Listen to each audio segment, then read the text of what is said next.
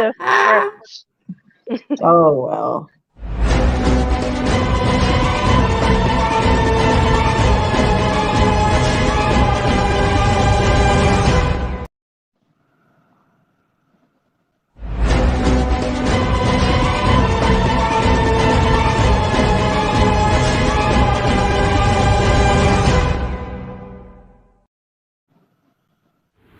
Keeping you updated with the latest news, views, and interviews. News, views, and interviews from around the world.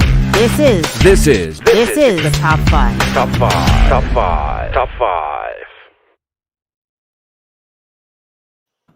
Hey, hello. Good afternoon, everyone. Good afternoon. Yes, I'm Hermelin, and I'm coming to you from hot Brooklyn, the streets of Brooklyn. Yeah, I told you guys the street was calling my name, right? Yes. I'm in the street. Hi, hello, Debbie. Hi. Good afternoon, everyone. You know the drill. Like, share, tag your friend, tag your brother, tag your sister, tag everyone, because this is going to be a great show. We want to know why women are dating multiple men in 2021. Well, they probably did before, but we just going to talk about 2021, right? Right. D, thank you, D. Thank you, Miss Ezra Forrester says hello. Thank you for joining us. It's a Sunday. Everybody remember, back in the day, we dress up on a Sunday evening and go get ice cream. So if you have your ice cream, get your ice cream out, your tarts, and come, let's have a conversation. Hello, ladies. How are you? How was your weekend? Oh, you know what? I'm in Toronto and it's hot, super hot here. So I'm just trying to stop myself from melting. And like you said, I'm getting my ice cream on. Exactly. It's a perfect day for ice cream on the streets here in Brooklyn. Like, I'm seeing all these vendors. They having all these nice little sidewalk cafes. So we went and have brunch there. It was really cool. I'm like, this is Brooklyn, like in my hood, usually see them Parks, but where we are, I think we in Bed-Stuy. Very nice. So we went somewhere in Bed-Stuy. It was very nice. They had this. I'll put a picture of a little house so you could go inside, and so I guess it's COVID protected, and so everybody and their dog is outside today. Yeah, as they should. Hey, Rachel. Let's welcome Rachel. Rachel is joining us as a guest host. She's joining us all the way from England. Thank you, Rachel, for joining. Introduce yourself, Rachel. Thanks for having me. I'm Rachel. I'm a freedom coach, and I'm happy to be here today. Thanks for having me, ladies. It sounds as if you guys have taken all the sunshine. I'm over in the UK, and all I've been doing for the past 2 days is dodging the rain. Oh, no. All we've had. Pure rain.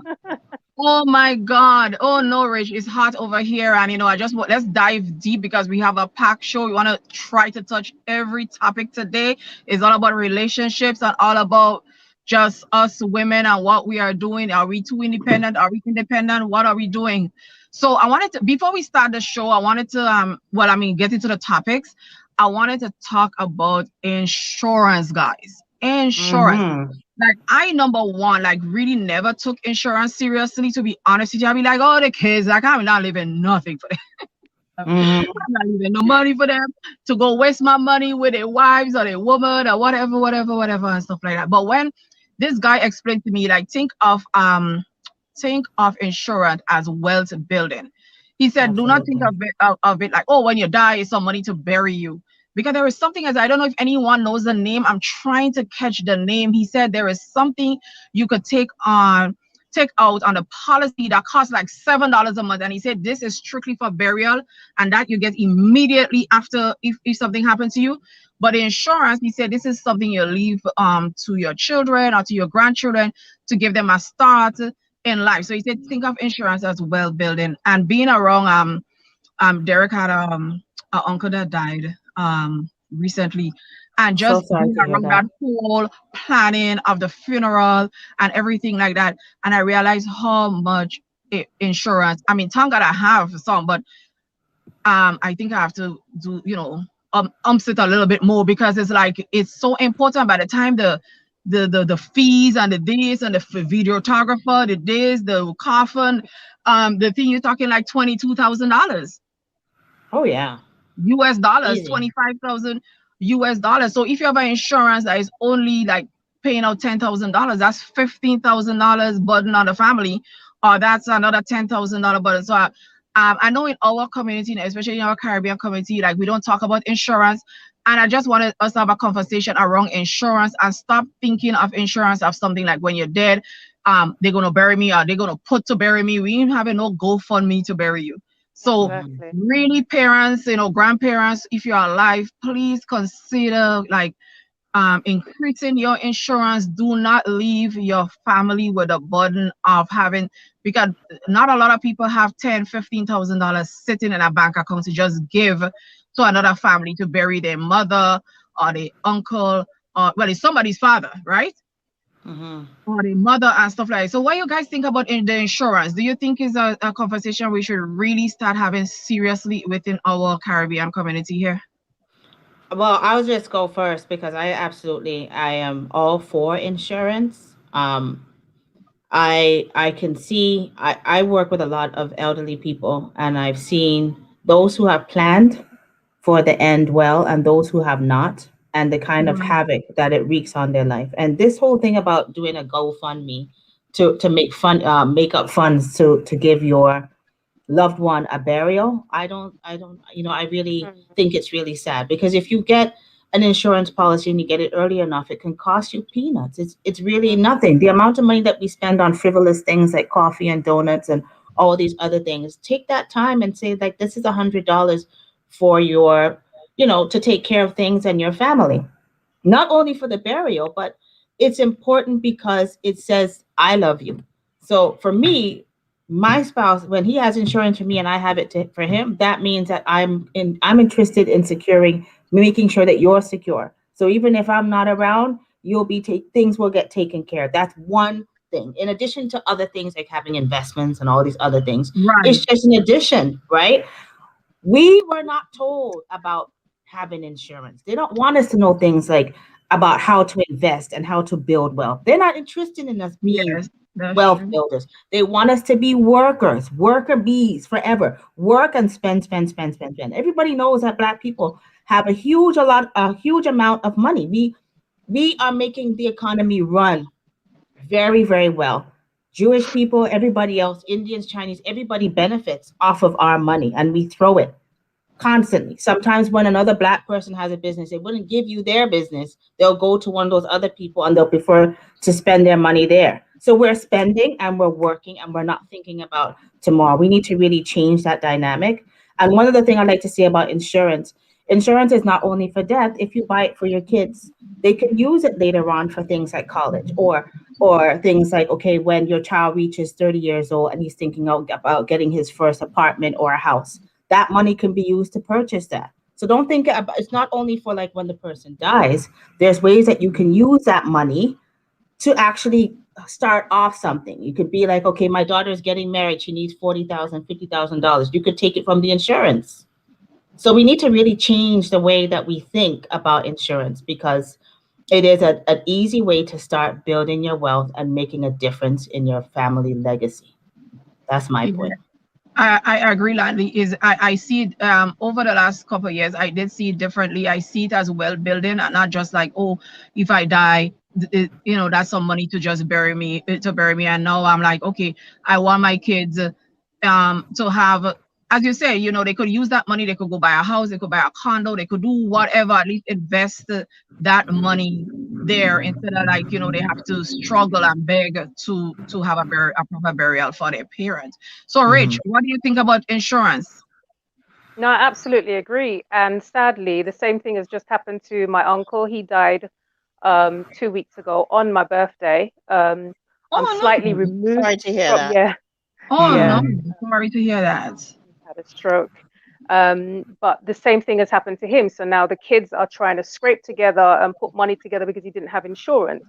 And you just think sometimes there's lessons that people just don't learn, because some years before he had a stroke and didn't have insurance. So you can imagine, I mean, it's different in America to it is in the UK. If I go into hospital, it's free because we have payments that come out of our salaries every month. But in the US, as I understand, you guys have to pay for everything.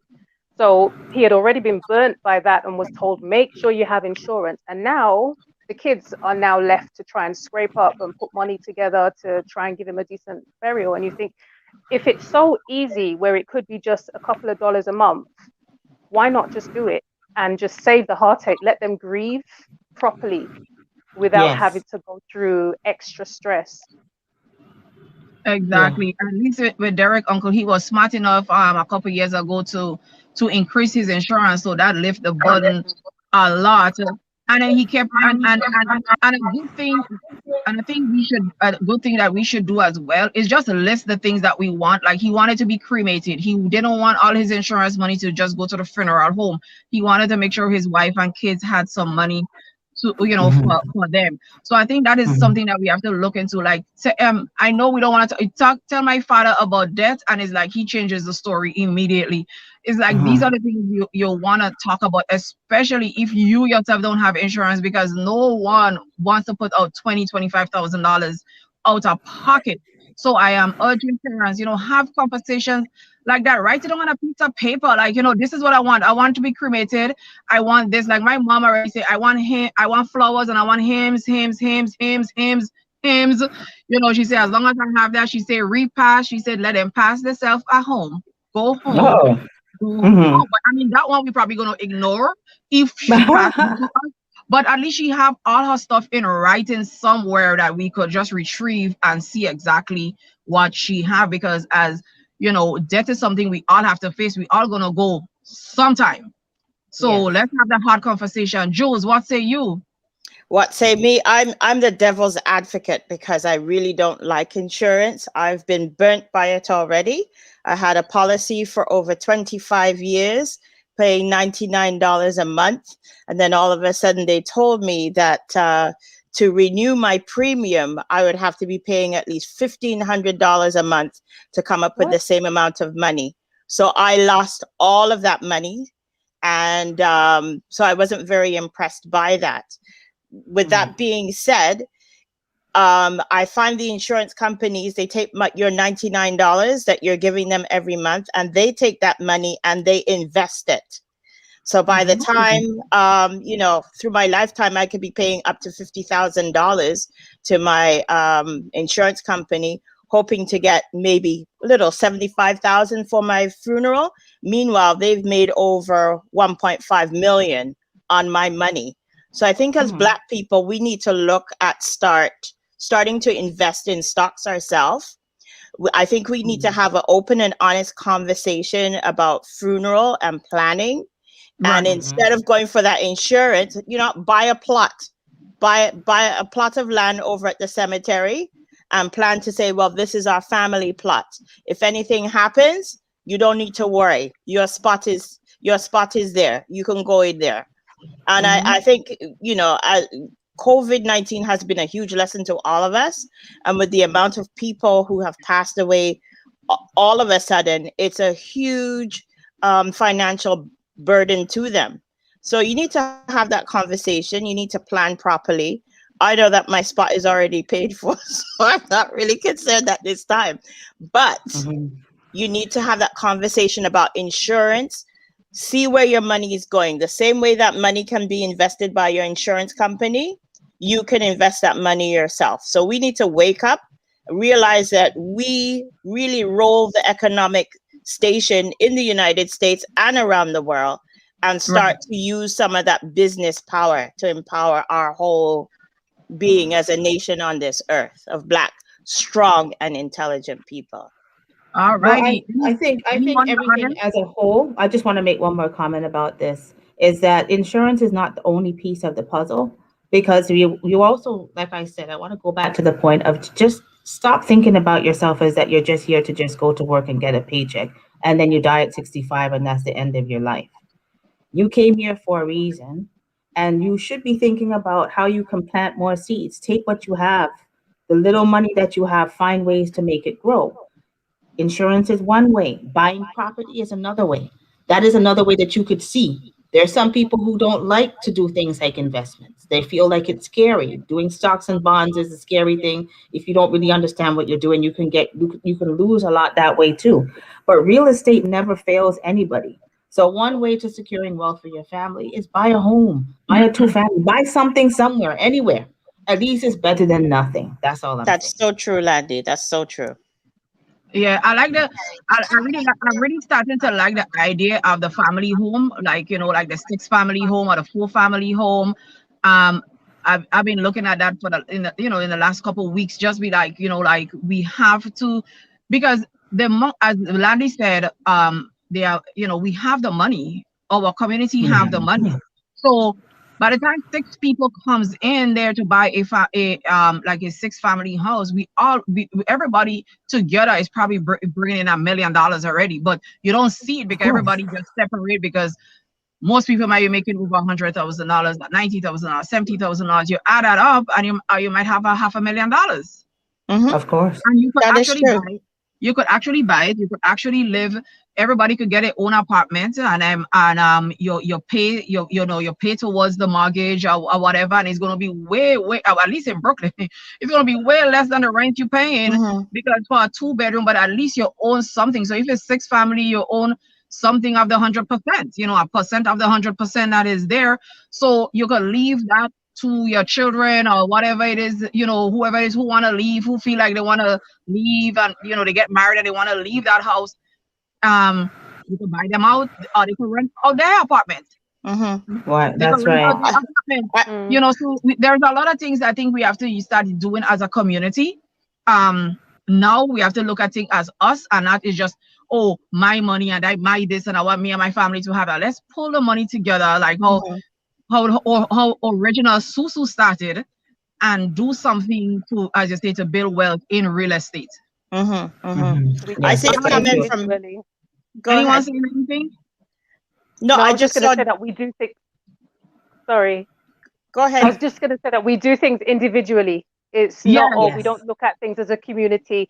And if 6 people put their money together, they're always thinking of, okay, so what am I going to get out of it? And we have to kind of come out of that and look for the long term, and not just, okay, I put my money in now and I need the investments now. And that's where we fall down, and that's where the other communities come together. Because if you look at what some of the other communities do, if one wants to start a business, they will come together and everybody will put money in, knowing that if they have something coming up, the others will be investing gonna money get in the them support. too.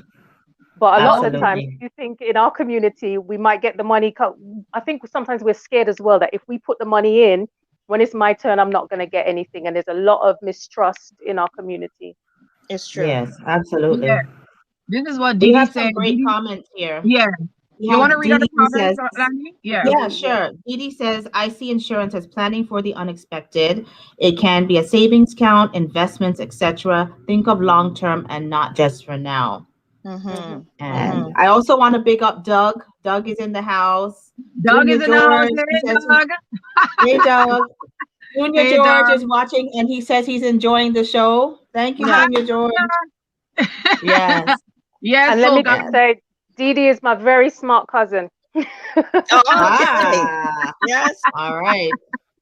hi, Lisa Yeah. Marie. Yes, thank you. You said keep bringing in great content. Thank you so much. We appreciate you for joining us every Sunday. We really do appreciate you. So guys, let's deep dive into from seriousness into another thing I wanted to chat about. So I wanted to know, what is good for the goose? Is it good for the gander? And I'm meaning, like, I don't know if you guys have seen, I don't know if it's a trend that's going on, like women are dating 2 men, they are dancing with the 2 men, they polyandry, they just want 2 men. I don't know what is going on, guys, but if you see the trend going on, Hermie, let's pause it right there and let's take a quick commercial break because we're I was almost at thinking half that let's hour. take a little break and come back. So guys, think about it. The audience, let us know what you think. We'll be right back after this Let's commercial. face it, this is not normal times, but life, it must go on. And with all these continued restrictions on get-togethers, you need a streaming company like Ride Along Media Group LLC, one that can stream to all your family members to the comfort of their own homes, both privately or publicly, you decide. One who understands your privacy, one who simply cares. So for that wedding, funeral, public or private event, choose the professional production company with the experience and quality guaranteed. Family can travel? Inquire about our seamless remote participant option. Thinking of streaming your virtual event? We handle it all. From multi-camera video production to streaming, post-production, editing, and more via Zoom, YouTube, Facebook, or any platform required. Call us and speak to our experienced professional team. 212-809-4324. That's 212-809-4324. Ride Along Media Group LLC. We're here when you need us.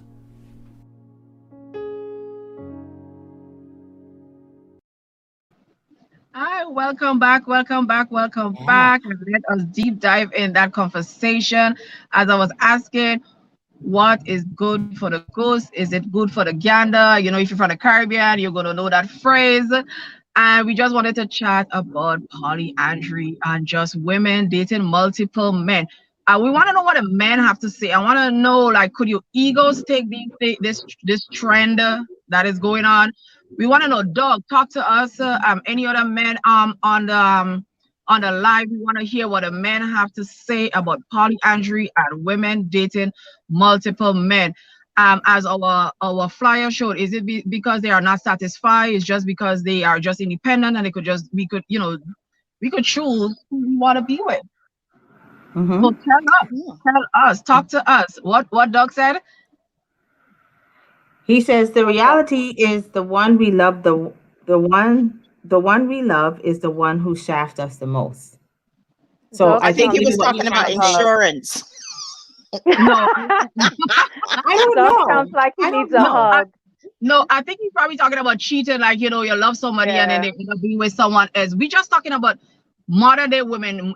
Doug, with these women, they are already dating two people. So by the time they meet you, they're already dating someone else. Right. So let's just get the definition of polyandry straight, though. It says polyandry is a form of polygamy in which a woman takes two or more husbands at the same time. So it's not necessarily dating. It is actually husbands. But there's a lot of people who are dating more than one man at the same time. But this one is actually partnering up and maybe having a household where you have multiple women with children and everybody's living together as one big unit. So this is very interesting. And this has been something that has been very popular. I have a few friends who are African and their fathers have more than one wives. And as long as the man can hold his own and he can be a provider for all of them, everybody feels that it's normal, it's okay, and it's accepted in their culture. Right. So I have been doing some research on it myself, and there are pockets of communities throughout the world where polyandry is the thing that they do. They find it very economical. There's a community in the Himalayas where a woman would marry up to 2 to 3 brothers. She has to be very well organized to try and meet the needs of everybody. And they do it because it takes people to work the land. It keeps it within the family. And they have a very, very small, isolated community. So it is quite the juggle. I know they have some spots in the US too. You have some isolated religious groups where they have polygamy as well as polyandry. And what we need to look at now is, does women equally have the right to have more than one husband at the same time? Or is it being ridiculous? If a man does it, you know, he's kind of like the king, you put the crown on his head, he could do his thing. But then when a lady turns around and does the same thing, people will turn around and call her some very unsavory names. And I think that's a double standard. Yeah, absolutely. Yes. Right. Exactly. So Esther said, I do not believe in dating more than dating two men at the same time. I think if you're married to more than 2 men, it's different than dating 2 guys, because that way you can get yourself in a dating 2 guys and like sneaking behind their back, like while you're out with one, you're ignoring the other one, or you get in a fight with that one so that you could go out with this one.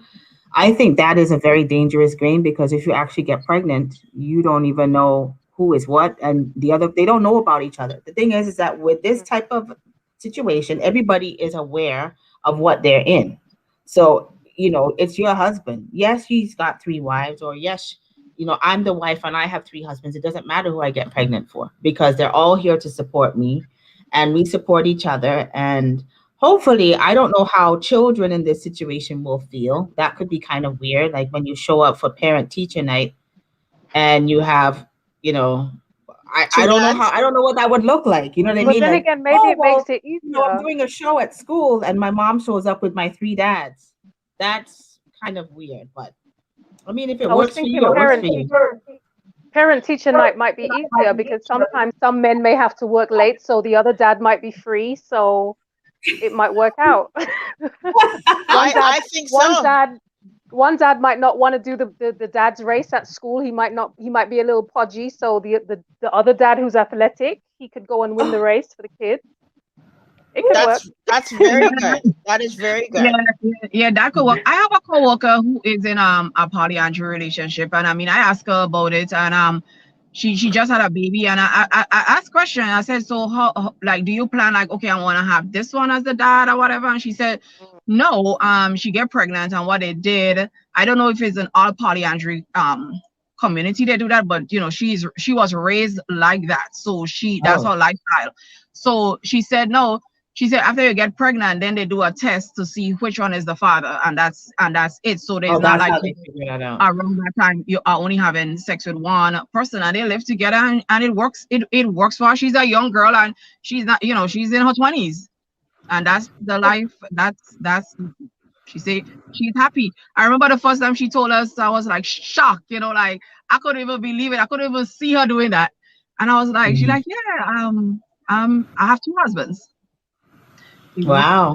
But what about, okay, we know there are communities, isolated communities that do that. We know there are religious communities that do that. But let's talk about modern day community in the Western, in New York City, in Brooklyn, that women are practicing. They're not calling it polyandry, but they have multiple men, and they are fine with that as well. They're not calling it any name. Yeah. So we have Roseanne Gooden. She said these women nowadays are looking for more material satisfaction rather than love. They cannot be contented. Man for money, man for clothes, man for house. Why God created Adam for Eve, but not our culture. Mankind changed God's plan. Go read Genesis. Yeah, because you know, I don't even know what to say. I couldn't do it. One guy is enough for me. I mentally couldn't do it, but who could do it? More power to them. I think of looking at it like this, is that what in that comment that Roseanne just said, when you think about all the different things that you need to run a house, sometimes one man can't do all the different things. So if you have one guy who's good at gardening, one guy that's good at fixing stuff, you know, one guy that could deal with the car, then you have everything that you want, because you have nothing to complain about. A woman who has more than one husband, she should have nothing to say, well, my husband doesn't do this and he doesn't do that. You should have all of these things. You should be the happiest woman around if you have all these different people. Because I would make sure I would have all those different things covered. Right. But just maybe if I was younger, and I probably would do the other one where you had the men with a multiple wives, maybe 2, 3 wives or whatever. I'm not doing any. You know, there are so many definitions, because you could be with the husband and have nothing to do with the wives sexually. I probably would do that for the community part, the babysitting, the money we could save, the well building. If I'm looking at it on an economic level, I probably would have done it in my 20s, like saying, oh, you know something, all of us, we could have a big house, you know, like, and we could be living good and whatever. But some people, you know, they intermingle with each other. But I wouldn't do the intermingling, but I would probably try that community of women, all of, you know, just doing things together for the children and running the household. Yeah, there's a good show on TV about that with this guy. I think he has 7 wives, and they live somewhere. Yeah, I can't remember the name of the show. It's very interesting, because there's a lot of jealousy between the wives too. The jealousy that comes up a lot. I think Yeah. they live in a community where they have many houses and they all live Yeah, together. I know that one. And I then know there's that. jealousy Sister wives because or something. sister wives, yes. Sister wife, Yes. yeah. There's problems Yeah. that come up. Mm-hmm. Yeah. Yeah. Interesting. So I see Esther Peters. She's saying parents that have kids and doing such things in the presence of them is not a good example for them. I agree with you, Esther. And I also believe that these are changing times that we're living in. The definition of marriage is changing. We now have same-sex marriage that we're dealing with.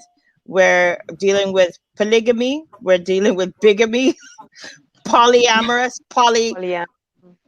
anything with a poly on it right now. Just very strange times. So a lot of things are kind of difficult to deal with, but I'm finding that the definition of marriage is changing for women, being that traditionally women were seen as a burden, someone to marry a man and take his name and stay at home and, you know, build a nice Just be house, take taken care of care it of. and what have you. Now you have women who are more independent. They're better educated. We do not have to look for a man for a house. I don't have to find a man to buy me a car or a fur coat or anything. I can buy my own. So women's expectations have gone up considerably. And so has this fear of what makes a man good, and can I find somebody to meet all these needs that I may have? Yeah, Ezrin says, welcome to the new world of lots of strange things. You got it. Yes, I'm stranger things. Very, very kind of strange. disagreeing on a good example, because I think there is both good and a bad example in all relationship, whether it's, you know, a monogamous relationship. I think a lot of you know, me being in Texas, I see a lot of people come from different cultures and you know, who is in polyamory relationships or who came from polygamous relationship, and I don't see them as disrespectful or anything like that. So I wouldn't say, and I see people grow up in a 2-parent household and they're very disrespectful to their parents. So I wouldn't say it's not a good example. I think it's whatever you teach your children. I think sometimes we go towards sex too much. If these people are not having sex in front of their children and having threesome in front of their children, I think our mind goes to sex too much and not thinking there are people who are raising their children just as a 2-family couple with morals and dignity. And I'm saying some may be doing it just as some monogamous people does do some kind of sketchy things in front of the kids as well. So I wouldn't say it's a bad example. I would just think is from, you know, parent to parent household, what they instill in their children to, you know, what they bring out in the world. So to each his own. And Yeah, you know, I think yeah.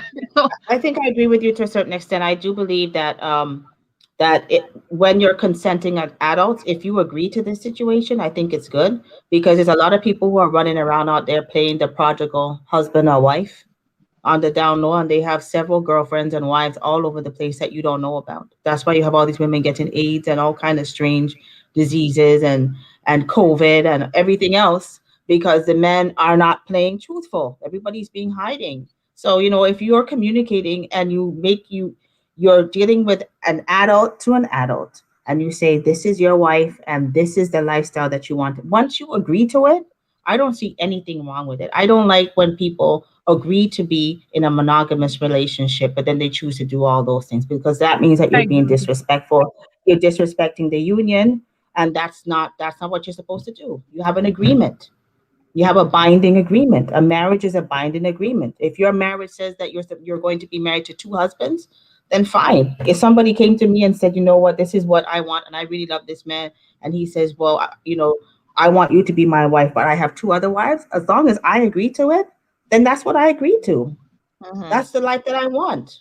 And once I've made a conscious decision to say that this is what I want, I don't think anybody has the right to knock it.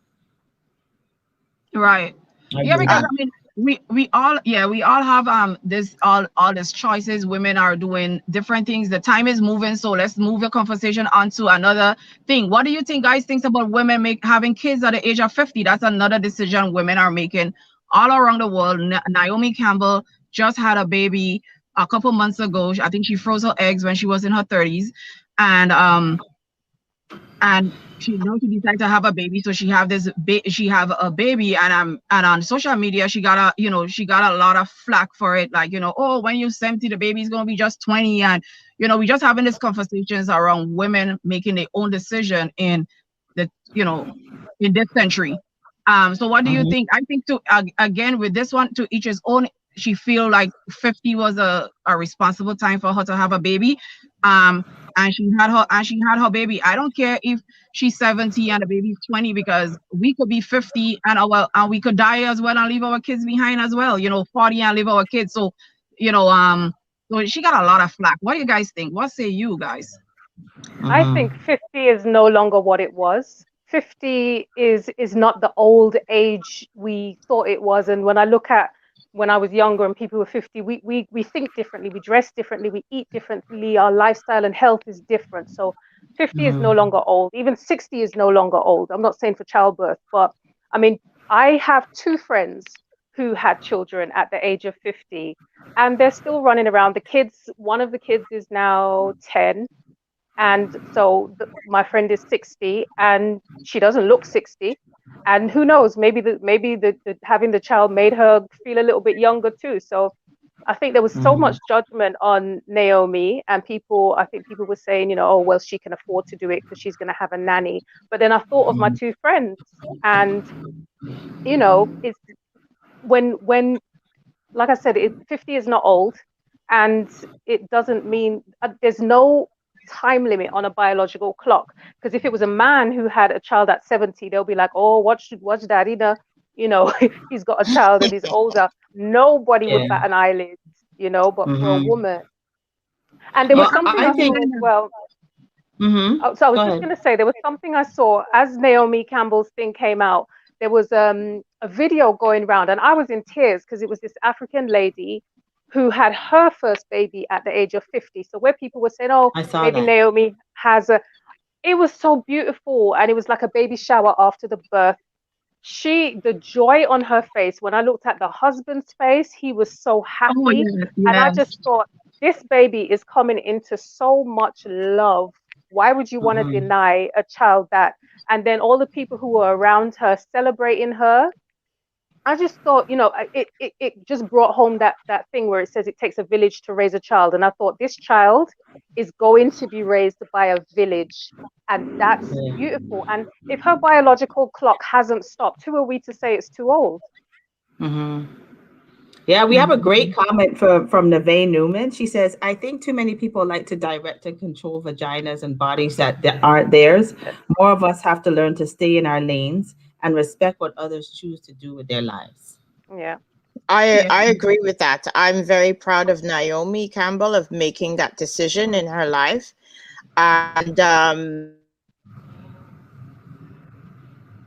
you can have your artificial insemination and what have you.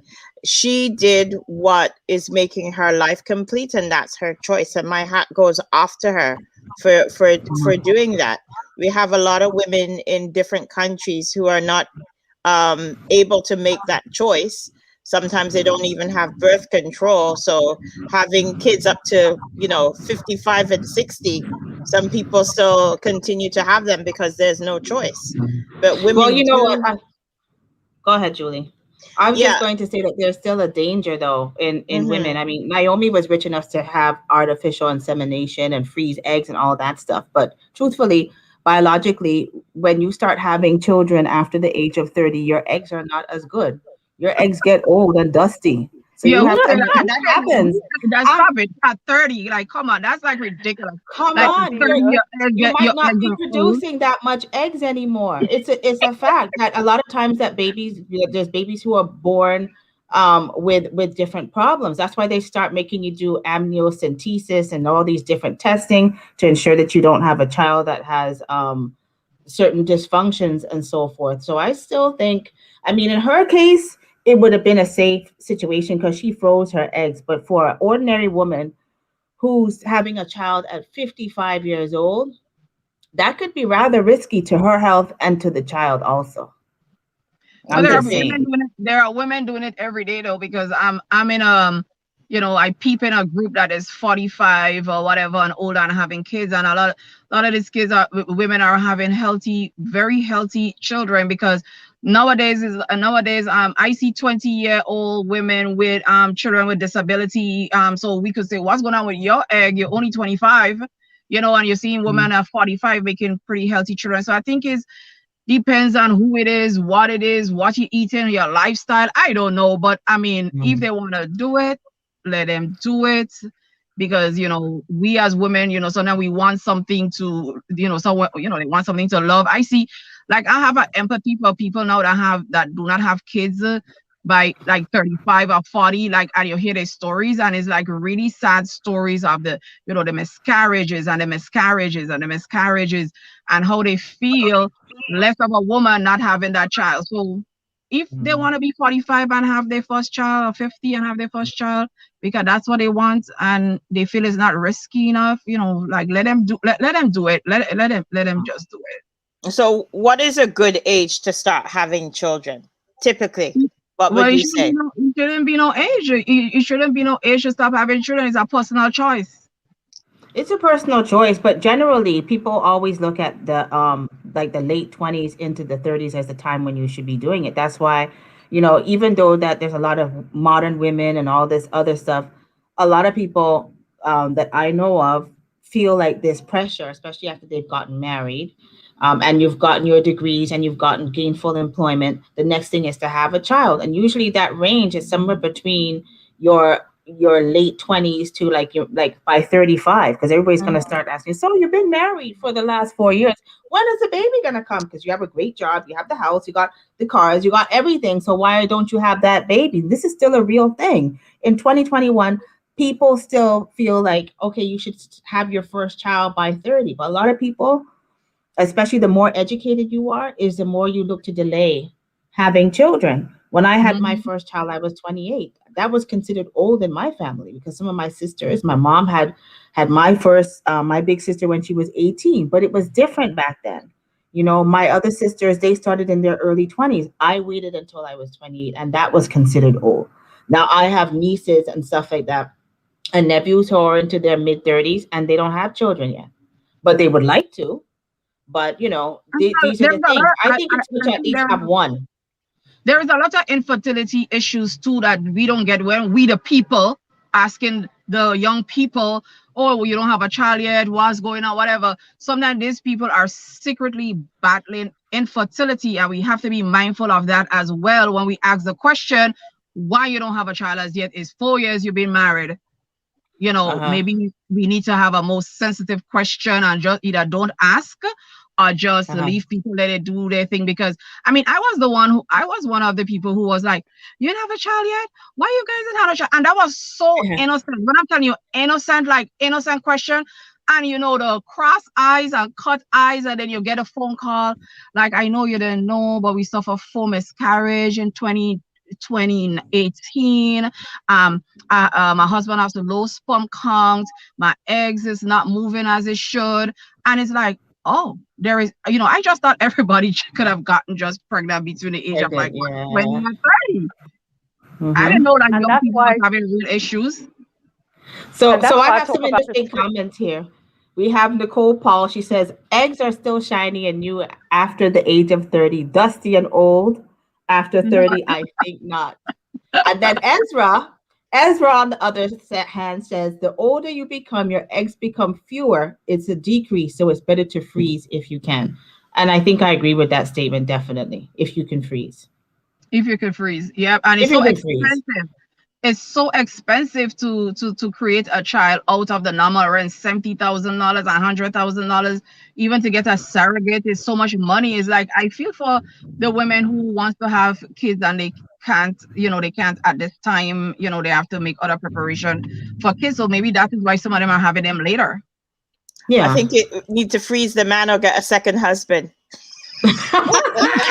There you go. Sometimes it might not be the woman's fault. It could be the man's fault. That's right. That's right. Bring in husband number 2. Yeah. Oh my God. So guys, what else on the table to talk about? What we want to chat about? We have 15 minutes down the line. Let's see what's going on. Landy, we what have you a, want to I think what Rachel had brought up earlier. What was that topic that you had said about? So Oh, yeah, the man's wallet, the man's wallet. The man's going in the man's wallet. yeah. Yes. Tell So us about that, Rachel. I'm in a couple of groups, and one of them is all about relationships and stuff. So they always put these scenarios in there. So this scenario, it was just asking a question: Women, are you allowed to go into your husband's wallet? And men, do you go into your women's purse or your wife's purse? And I found it so strange because I thought, if we're sharing a bed, why is there a restriction on going into your wallet? It might not be that I ever have to go into your wallet, but it made me kind of think, wait, I live with my two sons. If they say, Mom, I want to go to the shop, I'll say, oh, take my purse, take my card. I know they're not going to steal from me. And I know there's Right. nothing in my purse that they don't need to see. And I thought, Right. if I live like that with my sons, then why would I not live like that with my husband? And it just made me wonder, what is it that some people have in their wallets or their purses that they don't want their significant other to see? Or why is there a restriction on, you are not allowed to go into my purse or my wallet? And it also made me think of my ex. So he was one who would always say, yeah, it brought me all the way back there. He was one who would say, I don't go into women's purses. And even if he wanted a pen and I said, oh, it's in my bag, sometimes he would go to the room and take the bag from that room all the way over to me. And I'm like, can you just take it out the bag? But that was so he could make his point that I'm not going in your bag, so you're not going in my stuff. And that made me know that he had stuff to hide. But yeah, I was just wondering, is that how you ladies live? Is there things that are in people's wallets that their significant others are not meant to see? I was really confused by that question. My husband will never go in my bag unless I tell him, you can go into my bag and get this and this. I would never go into his wallet unless I have permission to, if I'm asking for some change or something, and he'll say, okay, just go take it out of my wallet. But he would never take my purse for me. If I need something in my purse, he'll hand it to me to get it yourself. That's just the way he was brought up, not to touch women's purse. And if it was my mother, oh my God, nobody could touch her purse. I know. Am I doing something wrong? About her handbag. Yeah. Am I doing something wrong? Because I live with two boys, and if they need to go to the shop or I'm sending them to the store, I'm just like, yeah, take my purse or take my card or whatever. And that's how I grew up with my parents. It was, oh yeah, go in the drawer, there's $10 or whatever. That it was just open and free. Open and free is lovely, but it's not realistic in my world. Don't touch my purse unless you want to use it. Hello, we going in my purse for? Exactly. You don't want him to see how much money you have in there? Is that the thing? No. Yeah, that one is a no-no. If you're in my purse going through my receipts and stuff like that, I have a definite problem with that. I would have a definite problem. If you're going in my purse because I told you to go in there, I can appreciate that. But a man like being all up in a woman's handbag, I don't think I agree with that one either.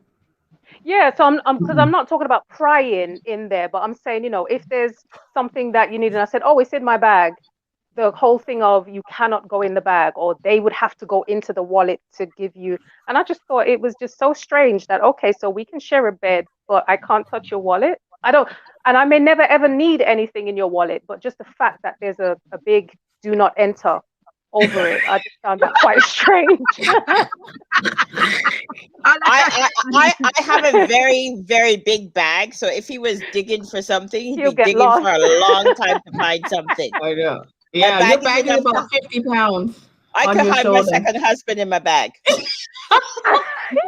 I don't mind going in the back to retrieve something I told you to retrieve from in there, but just if you're prying in my bag, I would have a problem. Like you just go in, being nosy in my bag, even though there is nothing in my bag. Just the fact that like you're sneaking in my bag, but I don't see any problem. I wouldn't go in the wallet. I just wouldn't go in the wallet without saying, hey babe, I'm taking $10 from the wallet or $20. I'm going to the store, give me blah blah blah blah blah blah blah. And I will send you and say, hey, that's my purse. As Rachel say, here, take that $10. But if that I could deal with. I don't want the prying like like I have my bag there, but I'm on the phone in the bathroom and you're sneaking through the bag. What are you looking for? Exactly. It's true. Yeah. It's true. We Because I have don't another good comment by Roseanne. She says, "No, I don't touch my man's money or his wallet neither. Yes, if you trust your partner, nothing should be a secret. Men have too much secrecies, phone and all they hiding from you." Oh, Well, I that's don't true. I don't care what's going on in the phone either. I really don't care about these things. I really not going to stress myself out unnecessarily about these things. What am I going to? Let me tell you, the only reason I'm going to go through your wallet or some drawer that you have a key to is if I'm planning to divorce you. I'm looking for evidence. I'll go and I want to be in your phone. That's the only time I'm looking through stuff, because why look through stuff, find evidence, and you're still going to decide to stay. So what were you looking for in the first place? Just to have an argument? No. If I'm looking for So you stuff, can I'm cry. divorcing you. Yes, I'm divorcing you. Divorce is coming. I'm looking for evidence. I'm looking for screenshot. I'm looking for stuff. I'm looking for something. I'm Well, a not lot of looking these for. men just I'm not regarding looking their for phone. nothing. I'm not looking for nothing. No, I'm not. That could be. I mean, did that already in my 20s. That could be very, very hurtful. It shifts your mindset. It doesn't feel right. It just. And especially if you do not plan on leaving and stuff like that. So what we're gonna be, we're just gonna be in a relationship now where we're just arguing back and forth because I found a phone number, I found a text, I found a message, Facebook message and whatever. What am I doing with the information? Because I'm not planning to stay in a relationship where we're gonna be arguing, you unhappy and I unhappy. That doesn't make sense to me. So I'm not looking. I think if you're in a trusting relationship, what you have in your wallet or your purse is very minor in compared to what you have in your heart. That's the more important thing. I don't need to go through his wallet to say it's a trust issue or not have you. That will come without the wallet. Yeah. So he But that's the thing. But it's the small things, because if I needed $10, but it's, hold on, I have to finish this before I could, and I'm standing there waiting because I'm not allowed to go in your wallet. That puts me in a position where, what is going on here? I'm not prying. I have nothing to hide. But what are you hiding in your wallet? Because I don't need nothing in your wallet. But clearly, there's something you don't want me to see. Because So what if you it's a go in? small What if thing. you go in? What if you go into the man's wallet and when you go to take out the money, a condom drops out, and that's your husband? Then yeah, that's What do probably you do what he's then? hiding. That's Put probably it what back he was and hiding. just So close that's your why I was mouth and just asking. continue on? Do you close your mouth and just continue on like, oh well, that's my husband, but he's walking around with condoms in his wallet, but that's not my business because I'm not going to divorce. Like how do you deal with that? I remember years ago when my ex, I went into his glove department and I found condom in there, and they were condom. And what I did, I blew them up. And I left it on the seat with him, and I put "got you," and I went and I put it on the seat Left it right there. Yeah, so it was like a pack of 3, right? So it's only one was used and 2 was there. So I blew the 2 up. I took a pen and I put "got you," so everybody passed for his car. They were seeing that the whole time. You just messed up the man's whole night. You messed up the man's whole night, honey. He said, he was playing cricket. And he had an excuse, right? The excuse was, oh, I had lent my partner the car, and I have to be his condom. Like, are you kidding me? For sure. You should have taken a pin and bust a hole in all of them. I put it back. Yeah, that's what my cousin said. You should have bore a hole in them and say, but then I would be causing probably a bigger problem. A baby would come out of that. No, but I just wanted to be funny. I was like, I know in my head I was on my way out. So it was just like, people was passing, they were laughing, they were like, oh my God, I can't believe that. And he said his friend, that was his friend condom. Okay, whatever. Sure. Yeah. Well, if that happens, it's time to sit down and have a serious conversation. Absolutely. Especially when he knows you're allergic to latex. Right? Hello. Yeah, exactly. Put down there. I will be going in that bag. I was just reading Dee Dee's comment. I will be going in that bag, phone, pockets whenever I want. I have no secrets. He can do the same. I personally don't see the big deal. Right. Mm. There's not a big I deal think to it. I don't know what they're hiding in the phone. I guess what they're hiding in the phone, like you get a picture of a woman or whatever. Why can't you just look at it and just delete it? They cannot delete the stuff. They have to keep it there. You know, Because it's not her face, Tommy. Huh? It's probably not a picture of. It's probably not a picture of her face. That's Yeah. probably why. You know, I agree with Doug. He says I have nothing to hide, but it's total disrespect to go into my wife's phone or her pocketbook. You have to have some kind of independence. And I would add, you have to have some privacy too.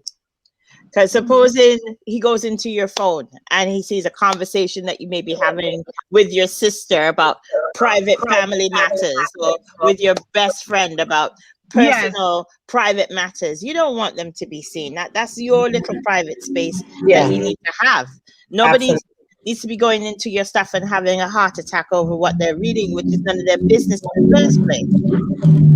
Mm-hmm. You know, Yeah. that's a really good point there, too, because if I'm hiding something from my phone, that is what I'm hiding. Private family, that family conversation, that good friend conversation that I don't want you to see. It's not nothing to do with another person, but I'm protecting that conversation. You're right.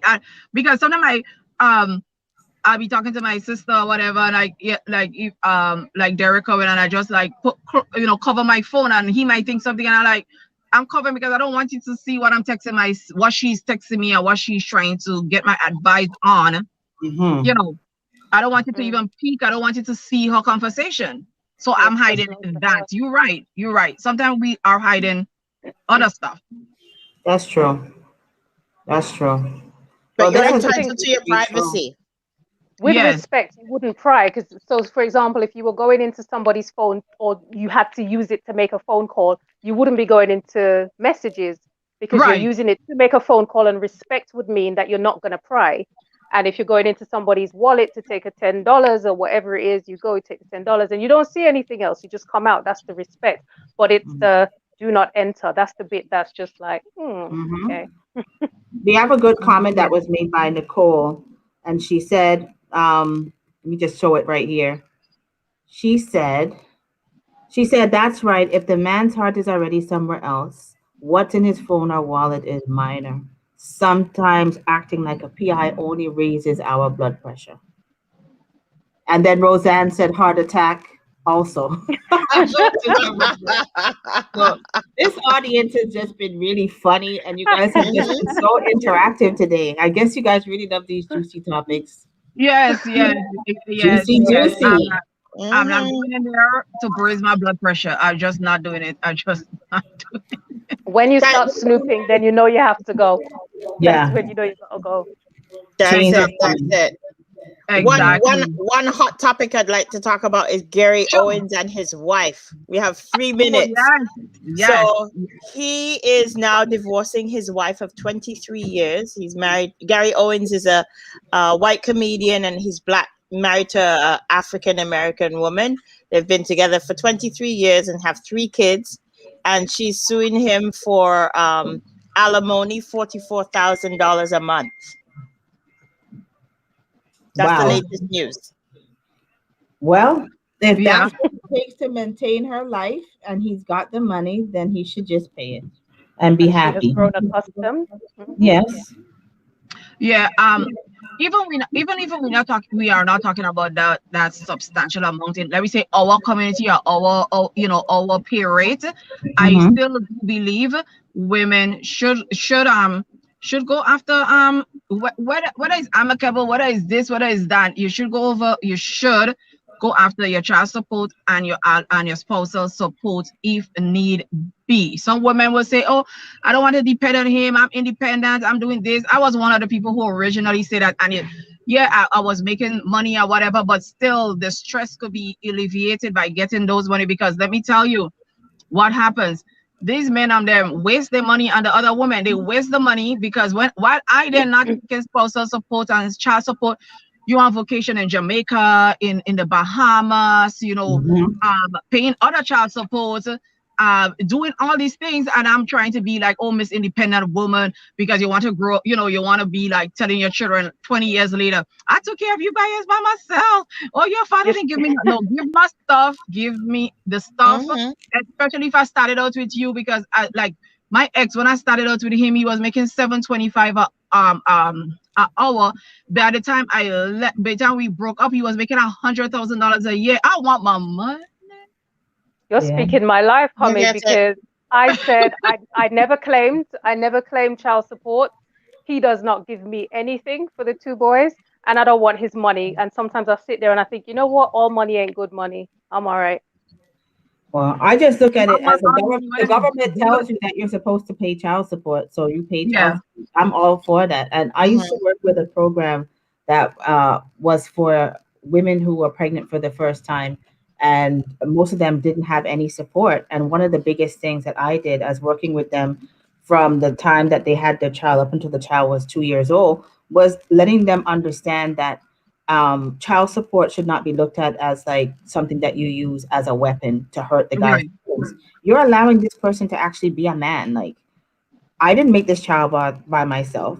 The law of this country, we live here in America, there's percentages that are already set up. So I'm helping you to do what you are supposed to do, because it's a lot to raise a child. A lot of people can have a child, but all the expenses that come with a child, if you want to give them the best, you know, you want them to do soccer and piano, you want them to have different experiences. Why should they have to miss out because you don't want to be involved? The least you could do is at least pay the money.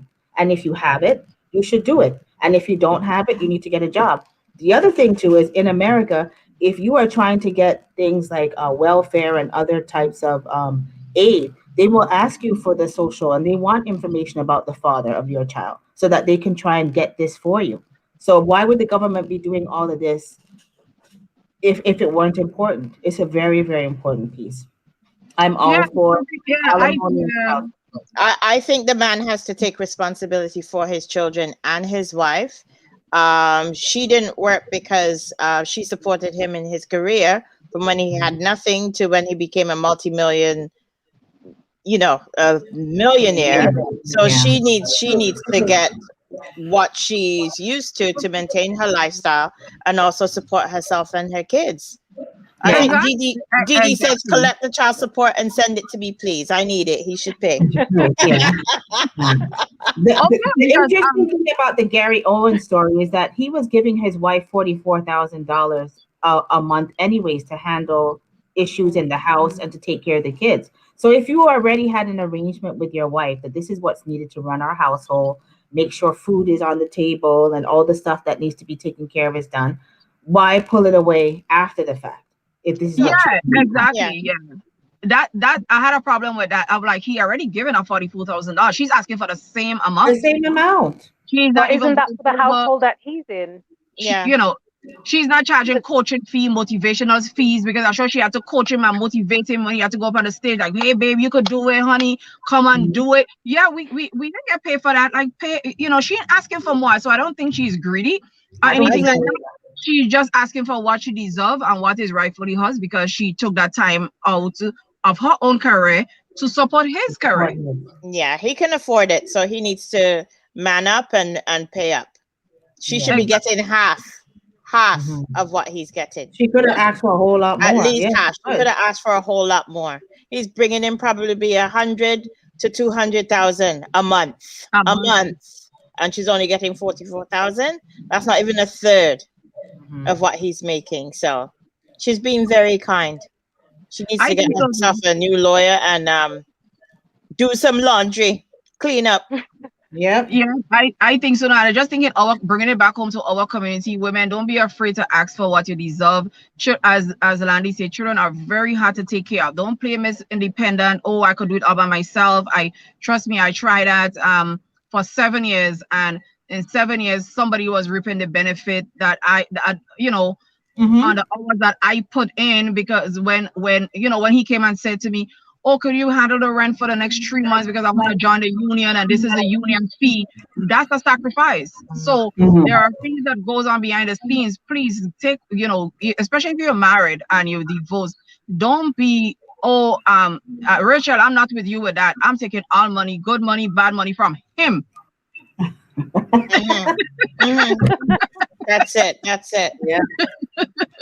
This From has been him. a really good show. A very, very Yes. interesting show. We're actually over the time, guys. Yes, guys. Oh my God. Time to wrap up. Thank you guys for tuning in. Thank you, everyone. Have a great rest of your Sunday afternoon. We are, as you see, I'm in the car, so we are getting ready to hit the road again. And who knows, maybe I'll be coming from the car. I'm kind of on a walk vacation, so bear with me, guys. Bear with me. Well, you know what? You look like you're enjoying it too much, Hermelin. You are. I know. Rachel, lovely to meet you. I hope we can do this again. Yes, Yes, it would be lovely yes. to. Yes, Rachel, that airing is live. This airing, Thank is you. that airing is live. Yes, It's love Oh, a it, airing. designer in lovely. Canada. Mhm. It's a Yes, designer in Canada, Tony Daly. Okay. Yeah, I love You it. gotta Oh, I check know out her. Tony Daly. YouTuber. Yeah. Yeah. Yeah. Okay. Yeah, she have some good earrings. So thank you Mm. again, audience. Thank you for chiming in. Thank you, Didi. Thank you, Doug, Roseanne, Esther. Thank Nicole, you. Alice, Yes. Roseanne. Yes. Thank you all. Thank you for putting your 2 cents in. Love What? it. Yes, we love it. See you again, guys, next week, same time, for the top 5 stories. Top 5 at 5. See you next Yeah. Sunday. Love you Thank you, guys. guys. Love you guys. Bye. Bye. Are you fed up of your mask or your foggy face shield? Introducing the Fashion Shield from callallpronow.com. Keep your hairdo intact, your makeup flawless, and be fully protected. Get the Fashion Shield now. Call 516-387-4246 or visit callallpronow.com.